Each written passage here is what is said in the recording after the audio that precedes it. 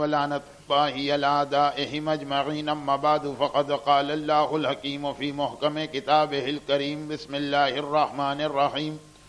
قل فانتظروا إني معكم من المنتظرين. صلوات.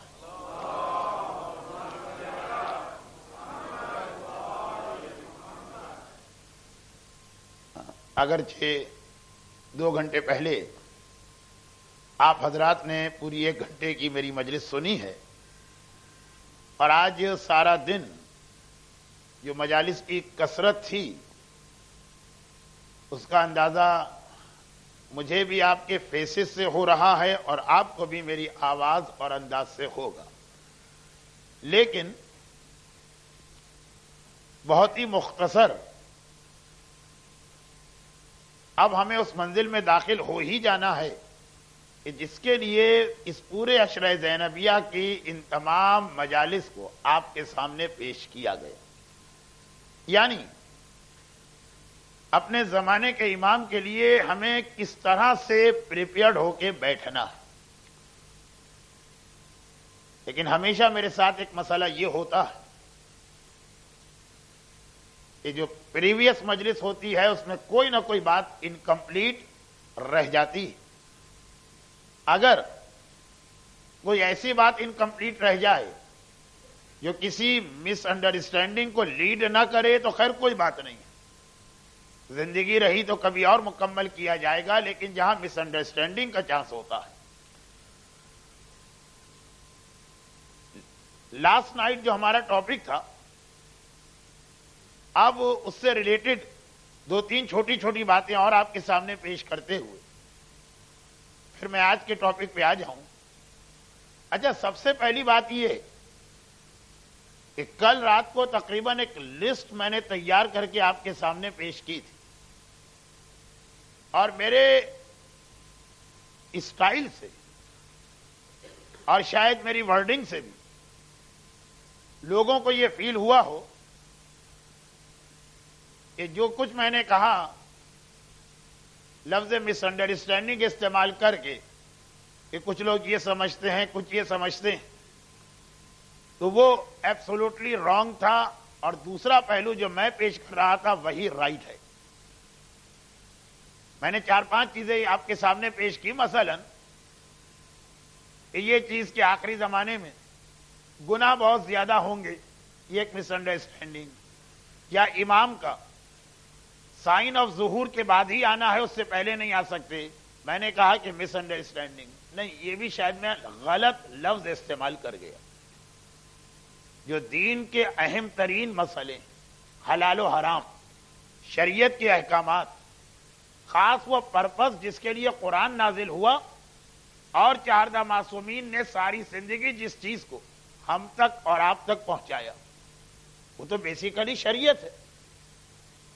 اس کے اندر بھی نہ صرف یہ کہ ڈفرینس آف اوپینین ہوتا ہے، بلکہ بعض اوقات مراجع کے فتوے ایک دوسرے سے 180 کے ڈگری کے اینگل پہ کنٹراڈکٹ کرتے ہیں، اور ہمارے لیے پہلا مرجع مثلاً امام خمینی، وہ بھی اتنے ہی قابل احترام، اور دوسرا مرجع مثلاً آیت اللہ خوئی، وہ بھی اتنے ہی قابل احترام، جبکہ یہ اختلاف تو ان چیزوں میں ہے کہ جس کی روایت بھی اتھینٹک ہوتی ہے اور جس پر 1400 سال سے جو مراجع کی چین ہے وہ مسلسل ریسرچ کر رہی ہے، ان کا ورک بھی موجودہ یا کرنٹ مرجع کے سامنے ہوتا۔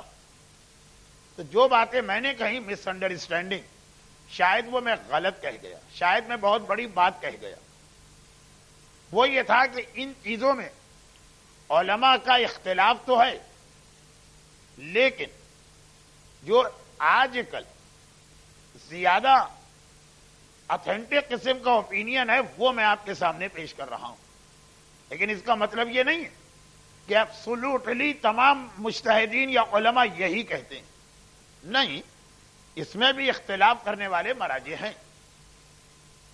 ایک عقائد کو چھوڑ کر یہ عقیدہ تو بالکل مستحکم دلیل سے ہوگا، اس کے اندر اختلاف نہیں ہونا چاہیے، اگرچہ وہاں بھی ہوتا۔ ہسٹری کو دیکھیں، मासूमीन की डेट ऑफ शहादत या विलादत को देखें, करबला के बहुत सारे वाकयात को देखें, शरीयत के हलाल और हराम को देखें, तो जिस टॉपिक पे मैं बात कर रहा हूं, ये तो टॉपिक भी ऐसा था कि जिस पर बहुत ज्यादा वर्क नहीं हुआ। तो जो मैं बात कह रहा हूं वो आज के एतबार से मौजूदा उलमा की रिसर्च है, जो मैं एज ए स्टूडेंट उनकी किताबों से आप तक पहुंचा रहा हूं। और उसी में जल्दी जल्दी एक दो बातें, जिसकी डिटेल में नहीं जाऊंगा क्योंकि आज हमारे पास क्वेश्चन आंसर सेशन भी है, तो अगर किसी को इसकी डिटेल मालूम करना है तो वहां सवाल कर लें। अगर मैं इसकी डिटेल में चला गया तो फिर आज का टॉपिक रह जाएगा। मगर वो जो मिसअंडरस्टैंडिंग्स की एक लिस्ट चली आ रही थी, उसमें ये दो बातें, इसमें से सेकंड वाली बात आजकल बड़ी इंपॉर्टेंट बन गई है। पहली बात कि इमाम ज़माना की आर्मी टोटल 313 या 313 पे मुश्तमिल होगी, यह भी गलत है। और जरा सा एक मजलिस में इसका तस्करा आ चुका है। यह सही भी है और यह गलत भी है। पहली आवाज पे यकीनन 313 आएंगे, मगर फिर इमाम की आर्मी मुसलसल बढ़ती रहेगी। 3 दिन स्टे करेंगे इमाम मक्के में, ऐसा नहीं है। अगर इमाम मक्के ही में जाहिर हुए, क्या ऐसा नहीं है कि इधर फर्स्ट कॉल देंगे, जो आ गए बस उन्हीं को लेकर इमाम चलेंगे? नहीं, 3 दिन मक्के में रहेंगे, चुनाचे मुसलसल लोग आते रहेंगे। और इसी में से एक बात यह भी, और यह बड़ा सेंसिटिव इशू है, वो ये कि क्या गैबते कुबरा के इस पीरियड में, यह बात मैं सिर्फ इसलिए टच कर रहा हूं कि आज जो मेरा टॉपिक शुरू हो रहा उसमें पहला ही जो वाकया आ रहा वो इसी सेंसिटिव इशू से रिलेटेड है। और इसके अलावा किसी ने मुझसे सवाल भी किया। सवाल करने वाले को तो मैंने यही कहा कि मजलिस का टाइम जो नमाज से पहले की मजलिस है और लिमिटेड हो जाता तो क्वेश्चन आंसर में, लेकिन पहले वो बात आपके सामने रख दूं कि क्या इज इट पॉसिबल कि इस गैबते कुबरा में कोई जमाने के इमाम से मुलाकात करे। यह वाकई एक बहुत बड़ा इशू है और इसके अंदर भी बहुत ज्यादा मिसअंडरस्टैंडिंग पाई जाती है। और इन शॉर्ट ये जो इशू है, इसके अंदर एक पॉइंट ये भी आ जाता कि जब इमाम गैबते सुगरा को कंप्लीट करवा रहे थे तो अपने चौथे और लास्ट नायब को जो इमाम ने मैसेज दिया था उसमें यही था कि अब तुम आखिरी और फाइनल नायब हो और तुम्हारे बाद इस तरह का मेरा कोई रिप्रेजेंटेटिव नहीं होगा। अब अगर कोई आदमी दावा करे, किसी का एक क्लेम हो कि उसने मुझसे मुलाकात की है, तो वो झूठा। इसी टाइप की वर्डिंग है इमाम के उस लास्ट मैसेज में जो लास्ट नायब के जरिए हम तक पहुंचा है। मगर ऑन द अदर हैंड या ऑन द अदर साइड इतने सारे वाकयात और स्टोरीज हैं और ऐसे ऐसे उलमा और मराजे की कि अगर हम इन उलमा और मराजे को झूठा समझ लें तो शियत का लिंक इमामत से कट जाता, क्योंकि इन्हीं की बुक्स, इन्हीं की कोट की हुई हदीसें, इन्हीं की रिसर्च वो है कि जो हमारे कनेक्शन को 260 हिजरा तक 11वें इमाम से मिलाती है। अगर ये गलत हैं, अगर ये झूठे हैं, अगर ये अपनी जानिब से फैब्रिकेटेड स्टोरी बना सकते हैं तो बचा क्या शियत के पास? अगर कुलैनी, सदूक, इतनी अजीम अजीम शख्सियतें कि इस तरह से इनका नाम लेना इनकी तौहीन, अगर शेख मुफीद, सैयद मुर्तजा, मुहक्किक, अल्लामा, शहीदैन, ये सब निकल गए, तो इन्हीं की तो किताबें हैं कि जिससे रिसर्च करके आज इवन हमारे वो यंगस्टर भी جو ABCD بھی نہیں جانتے ہیں وہ دین کے بڑے بڑے مسئلے حل کرتے ہیں.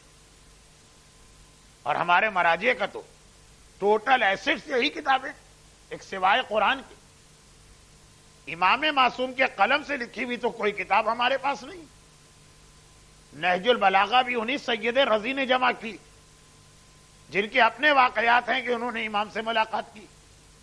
تو ادھر امام زمانہ کا یہ انسٹرکشن اور ادھر ہمارے پاس جو کریم ہے شیعت کی, جو ہمارا ایسٹ ہے, ان علماء کے یہ واقعات کہ ان کی امام سے ملاقات ہوئی. اب یہ دونوں چیزوں میں ایک بیلنس کرنا ہے, کسی طرح دونوں کو ایڈجسٹ کرنا ہے, مگر وہ پوری ایک تقریر چاہتا.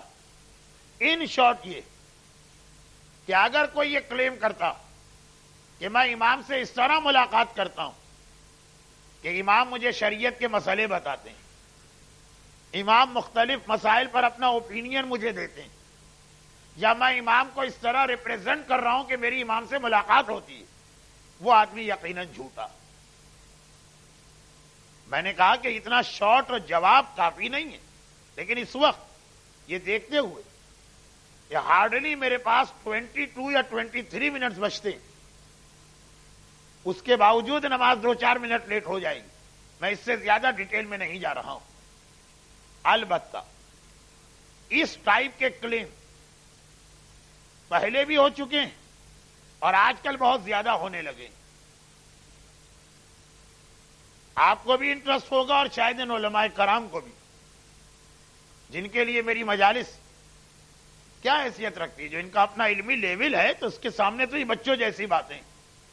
لیکن جیسے برادر شبیر صاحب ویسٹ کے حوالے سے یہ بات بتا رہے ہیں کہ امریکہ کیا کر رہا اور ہمیں کیا کرنا, کچھ بات میں اس کے حوالے سے کروں. آج کل اچھا یہ خود one of the sign of ظہور ہے. امام زمانہ سے اس ٹائپ کی ملاقاتوں کے کلیم بہت زیادہ ہو گئے, جس کو امام نے کہا تھا کہ وہ جھوٹی. علامہ ہلی والی بات کو جھوٹا نہیں کہا, محقق کی بات کو جھوٹا نہیں کہا. اردو میں کتاب ہے ملاقات امام, جس میں 114 وہ اسٹوریز ہیں جو سب بڑے بڑے علماء اور مراجع کے واقعات. ایک عام آدمی یا کامن آدمی جس پر ہم ریلائی نہیں کر سکتے اس کا نہیں. فارسی میں بھی ایسی ہی کتابیں ہیں, مگر وہ والے نہیں, اس ٹائپ کے واقعات. کہ کتنے لوگ آج کل یہ کہنے لگے ہیں کہ ہم روزانہ صبح و شام امام سے ملتے ہیں, امام نے ہمیں میسج دیا کہ یہ فلاں مرجع جو ہے نا یہ غلط اور جھوٹا ہے, اس کو مرجع نہ ماننا. بالکل ایک عام آدمی, فاسق و فاجر آدمی, اور آ کر یہ کہتا ہے کہ امام نے میرے تھرو یہ میسج بھجوایا. کتنے ہی ایسے لوگ ہیں جن کا یہ دعویٰ ہے کہ ان کے گھر میں, اب یہ میں اپنے شہر کراچی کی بات کر رہا ہوں کیونکہ کراچی کے علاوہ باقی ساری دنیا کی باتیں کرنے کا ٹائم نہیں ہے. اردو کا ایک محاورہ ہے کہ چاول کی دیگ جب پکتی ہے تو ایک دانے سے اندازہ ہو جاتا ہے کہ یہ کیسا پکا. تو یہ صرف ایک شہر کی بات کر رہا ہوں, ورنہ ایسے واقعات پاکستان کے دوسرے شہروں میں ہوئے, انڈیا میں ہوئے, بحرین میں ہوئے, ایران تک میں ہوئے اسلامی حکومت کے بعد, اور اسلامی حکومت کے اگینسٹ.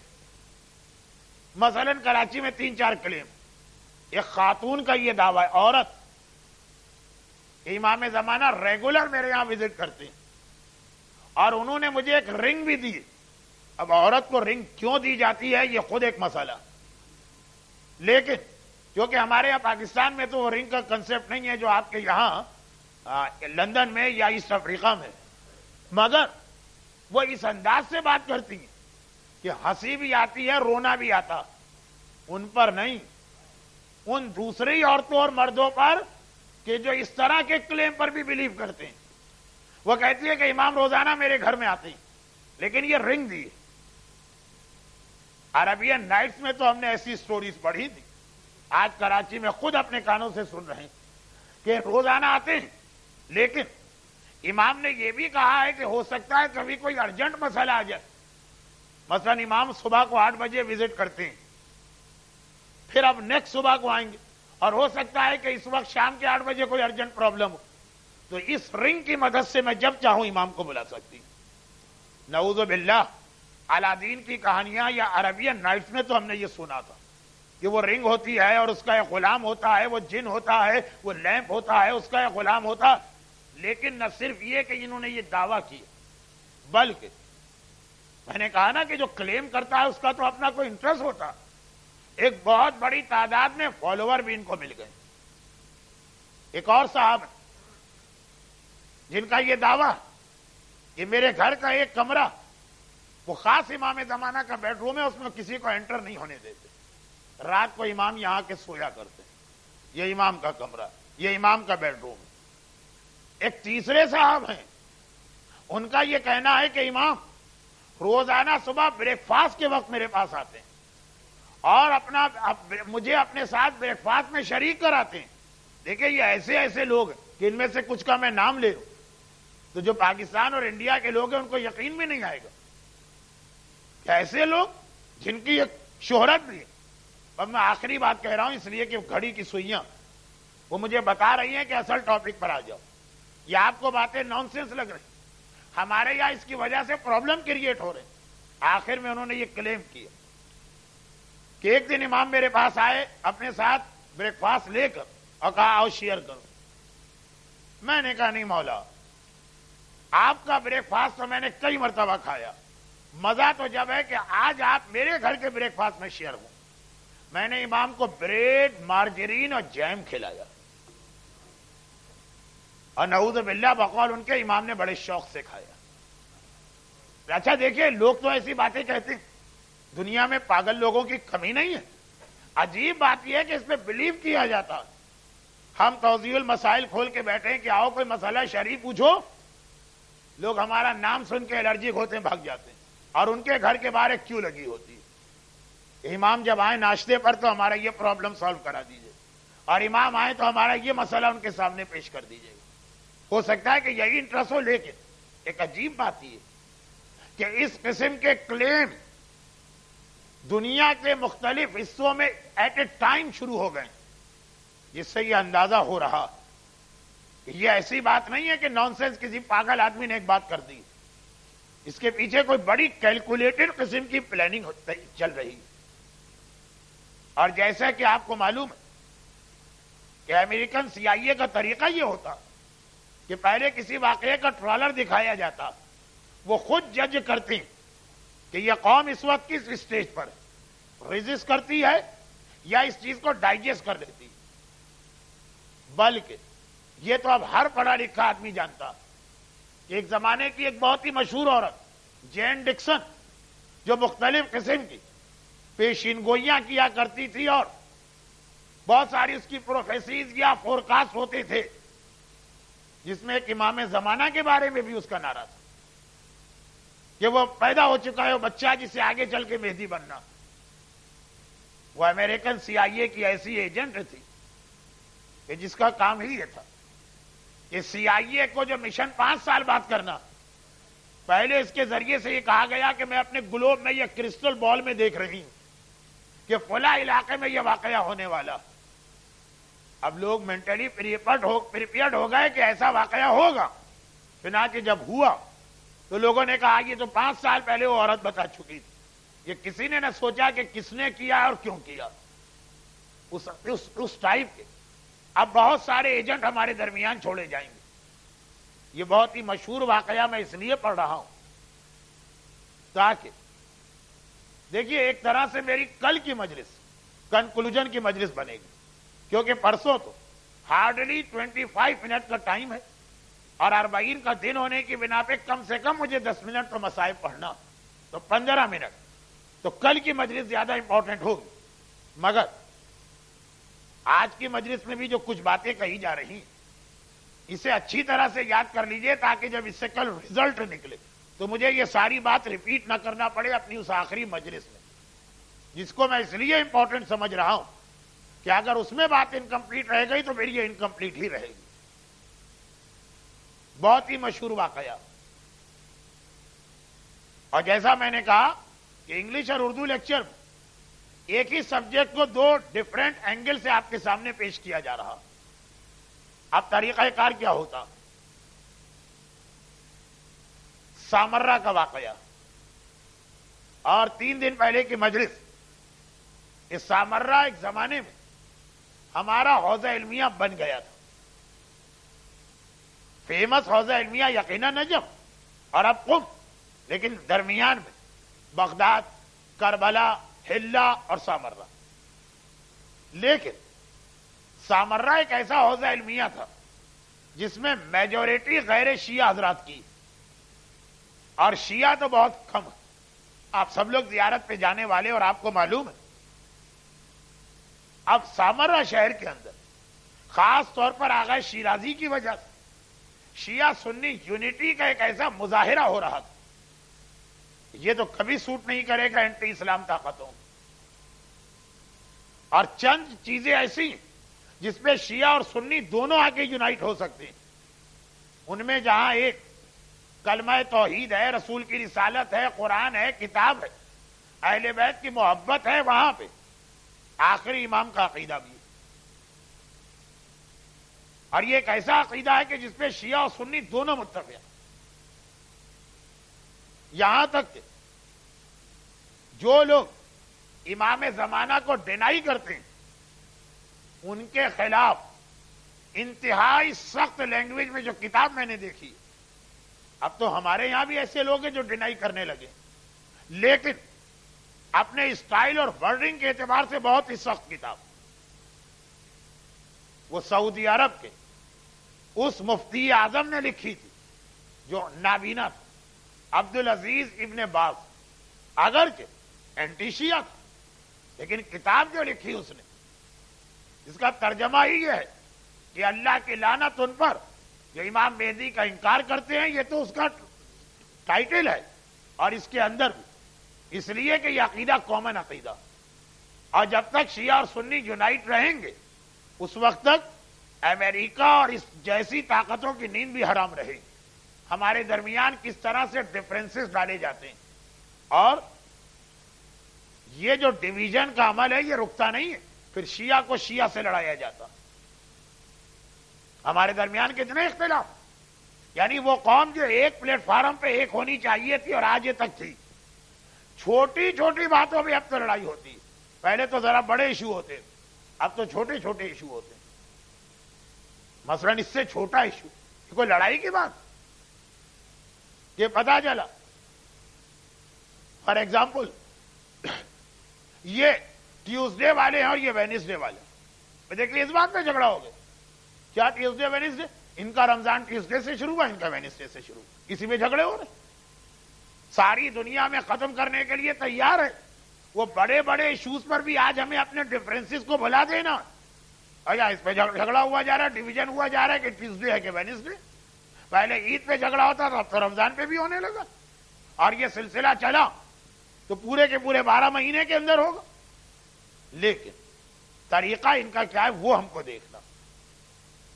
سامرا آغا شیرازی کے اس مشہور فتوے کے بعد جس نے برٹش امپائر کو ایسی شکست دی تھی جس کی مثال سینچریز میں نہیں ملتی. اب یہ دیکھا کہ اس فتوے کے پیچھے مرجع کی ایک طاقت، ساری قوم اس کے ساتھ. مرجعیت پر بھی مجھے تھوڑی گفتگو کرنا ہے انشاءاللہ کل. لیکن جملہ ابھی آ گیا. اب آغا شیرازی کے انتقال کے بعد سامرا میں کچھ شیعہ نوجوانوں نے یہ محسوس کیا کہ ایک شیعہ سنی ٹینشن ڈیولپ ہو رہا. اب ایسے کتنے واقعات ہمارے چاروں طرف ہوتے، ہم اتنے سینسلیس ہیں کہ غور بھی نہیں کرتے. مگر یہ وہ نوجوان تھے جو پیغمبر کی اس حدیث پہ عمل کر رہے تھے کہ من اصبح ولا یہتم بامور المسلمین فلیس بمسلم. جو مسلمانوں کے معاملات اور مسلمانوں کے میٹر اس کے بارے میں غور و فکر نہ کرے وہ مسلمان نہیں. انہوں نے سوچا یہ ہوا کیا، یہ کوئی نیچرل ٹینشن نہیں. چنانچہ ایک سروے کیا، اپنے سنی دوستوں اور بھائیوں سے معلوم کیا. پتا چلا سامرا میں روزانہ ایک مجلس ہوتی ہے. اچھا آپ لوگ زیارت پہ جانے والے ہیں، یہاں قافلے کے آرگنائزر بھی ہیں، قافلے میں جانے والے بھی. آپ کو معلوم ہے کہ ہر حرم میں ایک طریقہ یہ بھی ہے کہ 2-2, 4-4, 5-5 منٹ کی مصائب کی مجلس پڑھی جاتی ہے، جس کے لیے کوئی عالم ہونا ضروری نہیں، ذاکر ہونا ضروری نہیں، چند جملے مسائل کے، بلکہ نارملی یہ مجلسیں غیر عالم ہی پڑھتے ہیں۔ تو سامرہ کے اندر بھی حرم کے مین گیٹ کے دروازے پر فجر کی نماز کے بعد جب نمازی باہر نکلتے ہیں تو 5 منٹ کی ایک مختصر سی مجلس ایک اندھا نابینا ذاکر پڑھا کرتا، پتہ نہیں کتنے سال سے پڑھ رہا، پتہ چلا کہ پرابلم اس کی وجہ سے۔ کیا پرابلم؟ پرابلم یہ کہ نارملی جب ہمارے یہاں مسائل پڑھے جاتے ہیں تو وہ کربلا کے ہوتے ہیں، ہاں کسی امام کی شہادت کی تاریخ ہے تو ان کے مسائل، ورنہ نارمل طریقے میں کربلا کے، چاہے ایام ازا ہو چاہے ایام ازا کے بعد کی مجلس ہو، یہ صرف اور صرف یعنی شروع سے نہیں، گزشتہ 2 مہینوں سے شہزادی کے مسائل پڑھ رہے ہیں، اور شہزادی کے بھی وہ مسائل جس میں بعض ایسی پرسنالٹیز کا نام لے کے کہا جاتا، کنڈیم کیا جاتا، جنہیں مسلمانوں کے کچھ فرقے بڑا احترام دیتے ہیں۔ اب 1 بار 2 بار 4 بار آدمی سنے گا، پھر ہر آدمی جو ہے کون اپنے عقیدے کے خلاف باتیں کون برداشت کرے؟ چنانچہ ایک ٹینشن ڈیولپ ہوا، یہ نوجوان اس کے پاس گئے اور کہا کہ اگر آپ کو کوئی اور مصائب نہیں آتے ہیں تو ہم آپ کو کتاب سے پڑھ کے سنا دیتے، نابینا ہے نا، پڑھ نہیں سکتا ہوگا شاید بک۔ کہا کہ کیا بات کرتے ہو، تمہاری اتنی عمر نہیں ہے جتنے سال سے میں غم کا بیان پڑھ رہا ہوں۔ تو 2 مہینے سے ایک ہی ریپیٹیشن، اور وہ بھی مین گیٹ کے سامنے جہاں سے مارکیٹ شروع ہوتی، حرم کے اندر تو چلے مانا کہ پھر بھی اپنے لوگ ہیں۔ کہا کہ نہیں، مسئلہ یہ نہیں ہے، مسئلہ یہ ہے کہ کسی نے منت مانی تھی، اس کی وجہ سے میں مجبور ہوں۔ منت؟ کیسی منت؟ کیا منت؟ کہا مجھے کیا معلوم، ایک رات کو ایک نوجوان آیا تھا، میں تو دیکھ نہیں سکتا، اس نے کہا میری ایک منت تھی ایک کام کی، وہ پورا ہو گیا، اور منت یہ تھی کہ میں ہمیشہ صبح کی نماز کے بعد شہزادی کے مصائب کا بیان سامرہ کے روزے کے مین گیٹ کے سامنے کرواؤں گا، اور وہ آ کے مجھے ہدیہ بھی روزانہ رات کو 1 درہم دے کے جاتا، 1 دینار دے کے جاتا۔ انہوں نے کہا اچھا کس وقت آتا، بتا دیا یہ ٹائم، یہ وہاں جا کے بیٹھ گئے، واقعاً دیکھا کہ وہ ذاکر سچا، اور ایک نوجوان آیا، گھر میں گیا، باہر نکلا، روک لیا، کہا کہ ذرا اپنا انٹروڈکشن کرائیے کہ کیا مسئلہ تھا، منت کیا تھی، کیا چیز تھی۔ اچھا اگر کوئی جینین یا ریئل بات ہوتی تو کہتا ہٹو میرا راستہ چھوڑو، تمہیں کیا تعلق میرے معاملات سے، مگر نہیں، وہاں بھی چونکہ وہ خود بھی ذرا سسپیشیس ہوگا، گھبرا کے کہا منت میری نہیں ہے، منت کسی اور آدمی کی، وہ سامنے نہیں آنا چاہتا ہے تو میرے گھر میں روزانہ آتا اور مجھے 3 دینار دے کے جاتا، 2 دینار دے کے جاتا، کہتا 1 دینار ذاکر کا، 1 تم سہمت کرو، میرے بہاف پہ تم چلے جاؤ۔ منتیں اس طرح سے نہیں مانی جاتی، اتنا سیکریسی۔ کہا اچھا وہ کتنے بجے آتے، اب آگے کی باتیں میں مثلاً کہہ رہا ہوں، کہا وہ صبح 8 بجے آتے، چلے گئے اس کے گھر، واقعاً دیکھا ایک آدمی آیا، اس کو روک لی، بھائی آپ کی کیا منت تھی جس کے لیے روزانہ 2 دینار خرچ کر رہے؟ گھبرا کے کہا نہیں منت میری نہیں ہے، وہ بغداد میں ایک مومن رہتا، وہ روزانہ یہاں نہیں آ سکتا، تو وہ مہینے کے مہینے آتا، مجھے ایک پیمنٹ کر کے جاتا، مثلا 30 دن کے 90 دینار، کہتا ہے کہ روزانہ کا 1 دینار تمہارا، 1 دینار دوسرے کا، 1 دینار اس ذاکر کا، یہ میری منت ہے، اس کو پورا کرو۔ اب دیکھیے ہم اور آپ ہوتے تو فیڈ اپ ہو جاتے، چلو چھوڑو جہنم میں جائے، نہیں، کہا یہ جس کی وجہ سے شیعہ سنی یونٹی ختم ہو رہی ہے۔ اب یہ بغداد گئے، خلاصہ یہ ہے کہ ٹریس کرتے کرتے پتہ چلا کہ بغداد کی ایمبیسی سے یہ سلسلہ شروع ہوا کہ اس طرح سے یہ دیناروں کا ایک سلسلہ قائم کرو۔ بھئی کون ایسا پاگل ہوگا کہ اتنا زیادہ ٹریس کرے گا، کہیں نہ کہیں تو تھک کے بیٹھ جائے گا، لیکن یہ سلسلہ وہاں سے، اور فقط یہ اس لیے تاکہ شیعہ سنی ٹینشن ڈیولپ کر کے اس وقت کے مرجے نے جس طرح سے عراق میں اتنی بڑی شکست دی تھی، آئندہ برٹش امپائر کو وہاں پہ شکست نہ ہونے پائے، لیکن اس کے لیے مذہب کو استعمال کیا گیا، اور ہمیں بہت ہی زیادہ کوشش ہو کے بیٹھنا، اس لیے کہ اب یہ والا ٹول اتنا پسند آ گیا اینٹی اسلام طاقتوں کو، اور اس میں چونکہ مومنین بھی بہت ہی زیادہ جذبات میں آ جاتے ہیں، عقل کو کم استعمال کرتے ہیں، تو جب کبھی کوئی نئی بات آپ کے سامنے آئے تو پہلے چیک ضرور کیجئے کہ سلسلہ کہاں سے شروع ہوا. جب کبھی نئی بات، آج کل بہت ساری نئی باتیں آ رہی ہیں. ایون 1400 سال سے ہم اور ہمارے بزرگ نماز جیسی عبادت پڑھتے آ رہے ہیں، اب اس میں بھی ایڈیشن شروع ہو رہے ہیں. اور اس کے علاوہ کتنی ساری باتیں، خواب کی باتیں، جناب زینب کا معجزہ جس کی 40 پرچیاں تقسیم کرائی جاتی ہیں، اور آج انٹرنیٹ پہ آتا ہے کہ 40 آدمیوں کو آپ یہ ای میل فارورڈ کر دیجیے. اور اس طرح کی اور بہت سی باتیں. ابھی خالی عقیدت تک اس کو رکھا گیا، پھر اسی میں کوئی بات ایسی لائی جائے گی. پھر ہم اس سے بچے کیسے بچے؟ اس کے 2 طریقے. ایک کا نام ہے مرجعیت، جو اب کل ہی آئے گا ٹاپک، اور ایک کا نام ہے تربیت اولاد. دیکھیں سارے پرابلم کی بنیاد کیا ہوتی ہے، چاہے وہ سائنس آف ظہور، چاہے وہ شیعہ سنی ٹینشن کا مسئلہ ہو، چاہے وہ ہماری نمازوں میں خرابی پیدا کرنے کا مسئلہ ہو، چاہے وہ ہمارے عقیدوں کو بدلنے کا مسئلہ ہو، چاہے وہ عجیب و غریب قسم کے خواب اور امام کی ملاقات کے دعوے ہوں. سارا پرابلم کیا؟ پرابلم ہے ہماری قوم کا lack of interest in gaining knowledge, جو اسلام نے سب سے بڑی ذمہ داری قرار دی. آج دوپہر کو جو مجلس میں پڑھ رہا تھا، یہ حدیث مجھے اس میں پڑھنا تھی، ٹائم ہی نہیں رہا تھا. حدیث ابھی سنیے، اور اس کے بعد اس سے ریلیٹڈ ایک چھوٹی سی بات. یہ حدیث میں نے خود کتاب میں نہیں پڑھی ہے. آیت اللہ ناصر مکارم شیرازی، ون آف دا مراجع، ان کی رمضان کی اسپیچز کے کیسٹ سنے تھے. کیسٹ میں یہ حدیث تھی. فرماتے ہیں، یہ آج کل ون آف دا مراجع فرماتے ہیں، ایک مرتبہ کسی آدمی نے آ کر رسول اللہ سے ایک سوال کیا تھا. ذرا سا انٹرسٹنگ ٹائپ کا سوال تھا. پہلے اس قسم کے سوالات نہیں پوچھے جاتے تھے.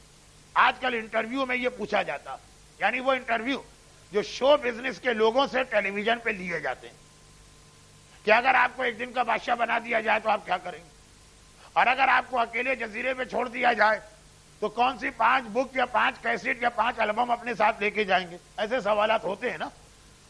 اس نوجوان نے کہا، اللہ کے رسول، اگر کسی آدمی کو یہ معلوم ہو جائے کہ میرے مرنے میں صرف 1 دن رہ گیا، کل مجھے مرنا، اب میں کیا کروں؟ بیسٹ عبادت کیا؟ سوال اس کا یہ کہ بھائی کل مرنا، تو اب اللہ کے پاس جاؤ تو میکسیمم ثواب لے کے جاؤ.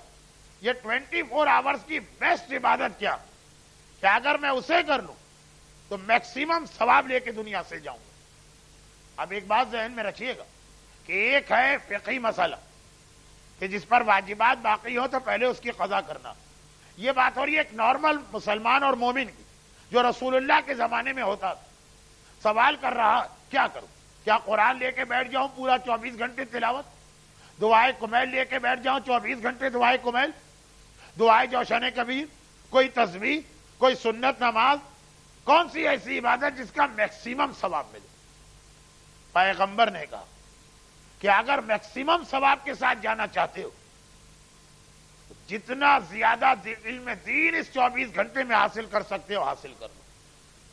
اس لیے کہ جتنا ثواب دین کی نالج حاصل کرنے کا وہ کسی عبادت کا نہیں. اور یہی وہ منزل. آپ پوچھیں گے کہ مولانا آج آفٹر نون کی مجلس میں یہ حدیث آپ کیوں پڑھتے؟ ہاں آپ سنیے، جو لوگ مجلس میں تھے، آخری بات کیا آئی تھی کہ شہید، مگر ایک ہی ایسا گروہ ہے جو شہید سے بھی زیادہ افضل ہے، اور وہ ہے علماء کا گروہ. مداد العلماء افضل من دماء الشہداء، عالم کے قلم کی سیاہی شہید کے خون سے افضل.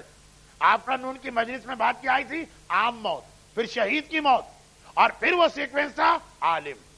بھئی عالم میں اور کیا خاصیت جس سے اس کا رتبہ اتنا بلند ہے؟ یہ دین کا علم. اگر یہ علم دین حاصل کیا جائے تو آج یہ کبھی نہیں ہوگا کہ عجیب و غریب قسم کے ینگسٹر آ کر اپنے انکمپلیٹ نالج کی بنیاد پر انکمپلیٹ نظریات پیش کر کے کبھی مردوں کو بہکائیں، کبھی عورتوں کو گمراہ کرے، کبھی بچوں کو کنفیوز کرے. خود اگر لوگوں کے پاس بیسک نالج ہو، یہی وجہ کہ آخری 2 حدیثیں سنے، کیا کروں، ٹائم ہاتھ سے نکل گیا. اور میری سنسیئر اپولوجی ان لیڈیز سے ہے جو 2-3 ہیں، جو تربیت اولاد کا ٹاپک سننے کے لیے پہلے دن سے آ رہی ہیں، اور کل اور پرسوں 2 دن انہوں نے پہلے سے کہا تھا ہم نہیں آ سکیں گے. اور یہ ساری مجالس کمپلیٹ ہو گئی. جس ٹاپک کا اٹریکشن دے کے ان کو بلایا گیا وہ شروع بھی نہیں ہوا.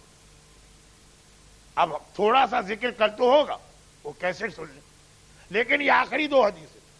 ایک بار کسی نے مولا سے سوال کیا کہ یا امیر المومنین، دیکھیں شیعت نام کس چیز کا، ہمارا تشخص، وہ جو کامن چیزیں ہیں، اس کے بعد علی کی محبت، حسین کا غم، اور آپ ان دونوں کی ایک ایک حدیث سنیے اور آج کی مجلس ختم.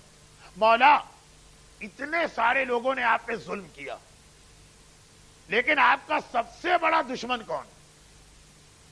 اتنی لمبی لسٹ ہے علی کے دشمنوں کی، جس کو جب کبھی علی کی ذات سے کوئی نقصان ہوا، انڈیویجول پرابلم پہ نہیں، اسلام کے لیے. اب بدر میں جتنے مارے گئے، احد میں جتنے مارے گئے، علی کے فضائل سے جتنے لوگ جیلس ہوئے، سب علی کے دشمن. نیک لوگ، لیکن میجورٹی جو دعائے ندمہ میں بھی آتا، جو زیارت عاشورہ میں بھی آتا، احقاد البدریہ، احقاد الحنینیہ، یہ بدر کا انتقام، یہ حنین کا انتقام جو علی کی اولاد سے لیا گیا. لیکن مولا اب یہ اتنے سارے جو آپ کے دشمن ہیں، ان میں سب سے بڑا دشمن کون ہے؟ Top of the list. اس سے پہلے کہ میرا مولا جواب دے، جو آڈینس وہاں پہ موجود تھے، انہوں نے اپنا اپنا گیس لگایا. مولا شاید فلاں کا نام لیں گے، جیسے آپ لوگ گیس لگائیے، مولا شاید فلاں کا نام لیں گے. اچھا ہمارے یہاں تو ماشاءاللہ کچھ ایسے لوگ بھی ہیں جو علی کے بڑے بڑے دشمنوں سے محبت بھی کرنے لگے. ایک دل میں 2 محبتیں جمع کیسے ہو رہی ہیں، یہی میری سمجھ میں نہیں آ رہا. علی کو بھی مانتے ہیں، علی کے دشمن کو بھی مانتے ہیں. لیکن خیر، ایسا سینسیٹیو ایشو ہے، بات کرنا چاہیے، ہمارے بچے گمراہ نہ ہو، ٹائم نہیں ہے. خیر، اب اپنا اپنا اندازہ ہر آدمی لگا رہا ہے. اب مولا کا جواب پہلے تو سمجھ میں نہیں آیا. مولا نے کہا جہالت، پبلک کا لیک آف نالج. پہلے تو لوگ حیران ہو گئے، جہالت، یہ کون دشمن، یہ کس کا نام، کس کا بیٹا، کون سی کمیونٹی سے تعلق رکھتا، جماعت کی ممبرشپ دیتا ہے کہ نہیں دیتا، یہ ہے کون جہالت. اور پھر سمجھ میں آیا جہالت آدمی کا نام نہیں ہے. مولا نے کہا کہ یہ اگنورنس، یا امیر المومنین، یہ آپ کا سب سے بڑا دشمن کیسے؟ کہا اگر جنرل پبلک جاہل نہ ہوتی تو کسی دشمن کو یہ ہمت نہ ہوتی کہ ہمارا حق چھینتا یا ہم پہ ظلم کرتا. یہ جو سائلنٹ میجورٹی جسے کچھ پتہ ہی نہیں کیا ہو رہا، ان کا اگنورنس دشمنان اہل بیت کو یہ چانس دے رہا. اور یہی جملہ حسین کا ماتم. ابھی آپ 2 دن کے بعد زیارت اربعین پڑھیں گے. زیارت اربعین کے بالکل شروع میں یہ جملہ کہ اے خدا میں گواہی دیتا ہوں، زیارت اربعین کی ہے، سلام آقا کو کرنا ہے، پہلے خدا کو وٹنس بنانا کہ میرے آقا حسین نے اتنا بڑا جہاد کیا. کیوں؟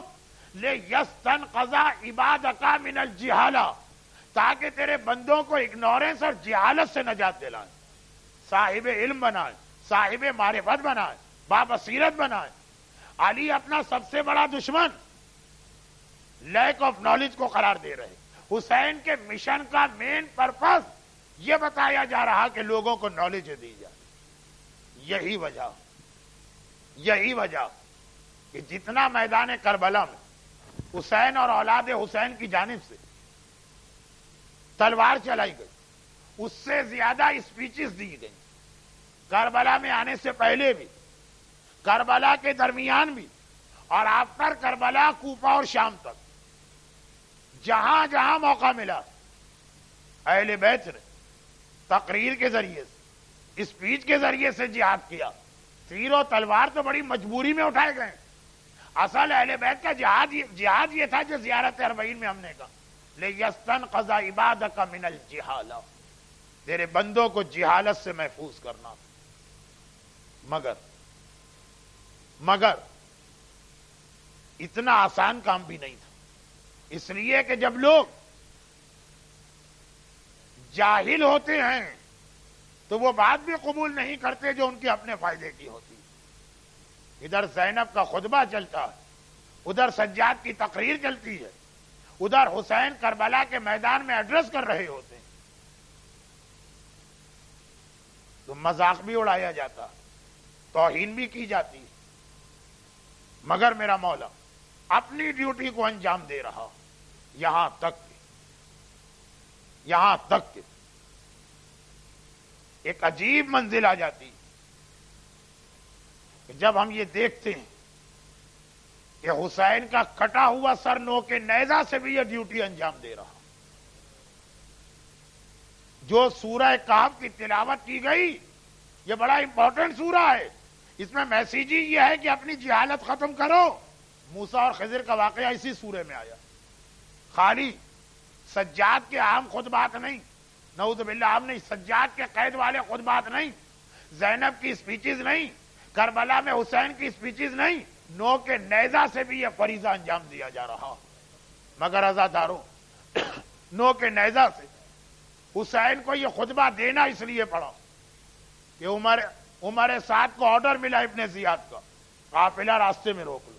کیوں روک دو؟ دو ریزن تھے، ایک پہلے بتا چکا ہوں، دل چاہتا ہے کوفے والے زیادہ سے زیادہ تماشا دیکھے محمد کی نواسیوں کا، اور دوسرا ریزن یہ ہے کہ ابھی ڈیکوریشن کمپلیٹ نہیں ہوا ہمارے دربار کا۔ حسین نے اپنی بہنوں کو بے پردگی سے بچانے کے لیے نو کے نیزہ سے خطبہ شروع کر دیا، مگر یہ تو آقا حسین کا حوصلہ تھا، عباس تو یہ بھی برداشت نہ کر سکا۔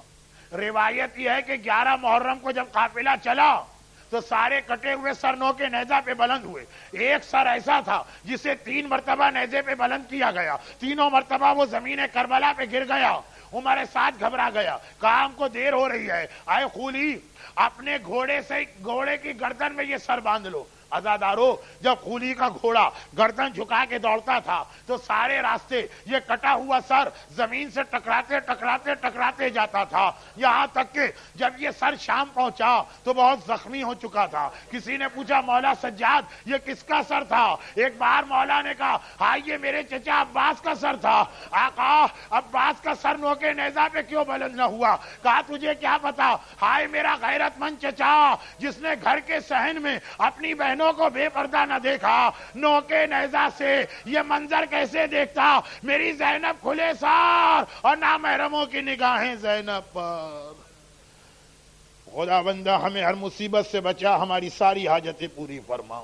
ماتم حسین۔